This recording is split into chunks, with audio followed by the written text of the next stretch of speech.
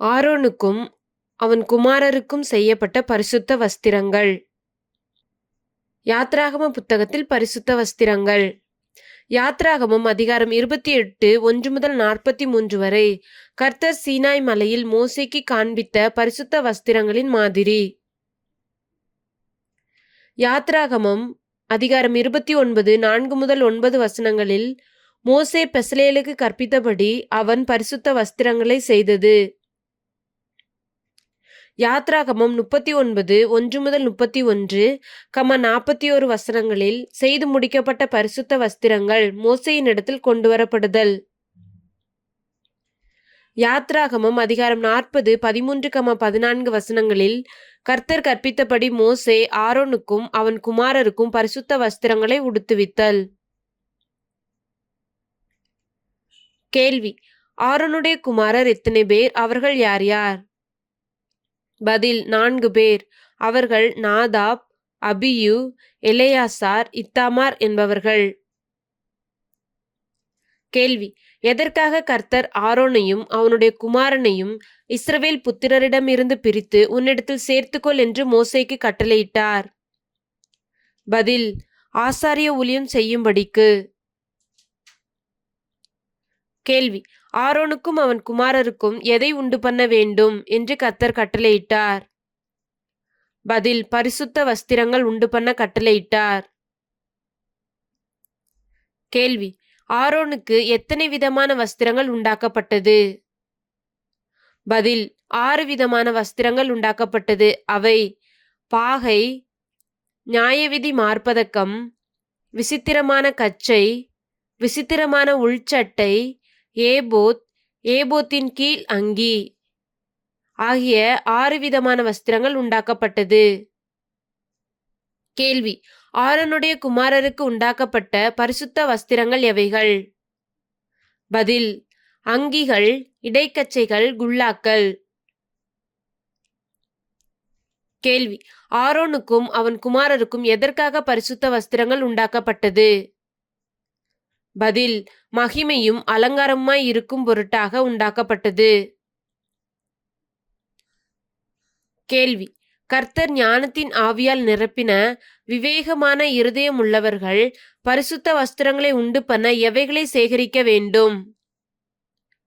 பதில்: பொன், இளநீல நூல், இரத்தாம்பர நூல், சிவப்பு நூல், மெல்லிய பஞ்சு நூல் ஆகியவைகளை சேகரிக்க வேண்டும். கேள்வி: பொன், இளநீல நூல், இரத்தாம்பர நூல், சிவப்பு நூல், திரித்த மெல்லிய பஞ்சு நூலால் விசித்திர வேலையாய் செய்யப்பட்ட பரிசுத்த வஸ்திரங்கள் எவை? பதில்: ஏபோத், விசித்திரமான கச்சை, நியாயவிதி மார்பதக்கம். கேள்வி: பரிசுத்த வஸ்திரங்களில் மெல்லிய பஞ்சு நூலால் பண்ணப்பட்டவைகள் எவை? பதில்: விசித்திரமான உள்சட்டையும் பாகையும். கேள்வி: மெல்லிய பஞ்சு நூலால் ஆன அங்கி எந்த வேலையாக உண்டாக்கப்பட்டது? பதில்: நெசவு வேலையாக உண்டாக்கப்பட்டது. கேள்வி: திரித்த மெல்லிய பஞ்சு நூலாலும், இளநீல நூலாலும், இரத்தாம்பர நூலாலும், சிவப்பு நூலாலும் சித்திர தையல் வேலையாக உண்டாக்கப்பட்டது எது? பதில்: இடைக்கச்சை. கேள்வி: ஆரோனுக்கும் அவன் குமாரருக்கும் இடுப்பு தொடங்கி முழங்கால் மட்டும் உடுத்த எந்த நூலால் ஆன சல்லடங்கள் உண்டாக்கப்பட்டது? பதில்: சணல் நூல் சல்லடங்கள் உண்டாக்கப்பட்டது. கேள்வி: ஏபோத் ஒன்றாக இணைக்கப்படும் பொருட்டு எத்தனை தோள் துண்டுகளும் எத்தனை முனைகளும் சேர்க்கப்பட வேண்டும்? பதில்: 2 தோள் துண்டுகளின் மேலும் அதன் 2 முனைகளும் சேர்க்கப்பட வேண்டும். கேள்வி: ஏபோத்தோடு ஏகமாய் இருக்க வேண்டியது எது? பதில்: விசித்திரமான கச்சை. கேள்வி: எத்தனை கோமேதக கற்களில் இஸ்ரவேல் புத்திரரின் நாமங்களை வெட்ட கர்த்தர் கட்டளையிட்டார்? பதில்: 2 கோமேதக கற்களில். கேள்வி: 2 கோமேதக கற்களிலும் இஸ்ரவேல் புத்திரரின் நாமங்கள் எப்படி வெட்டப்பட்டது? பதில்: அவர்கள் பிறந்த வரிசையின்படியே ஒரு கல்லில் 6 நாமங்களும் மறுகல்லில் 6 நாமங்களுமாக வெட்டப்பட்டது. கேள்வி: 2 கோமேதக கற்களிலும் இஸ்ரவேல் புத்திரரின் நாமங்கள் எந்த வேலைக்கு ஒப்பாக வெட்டப்பட்டது?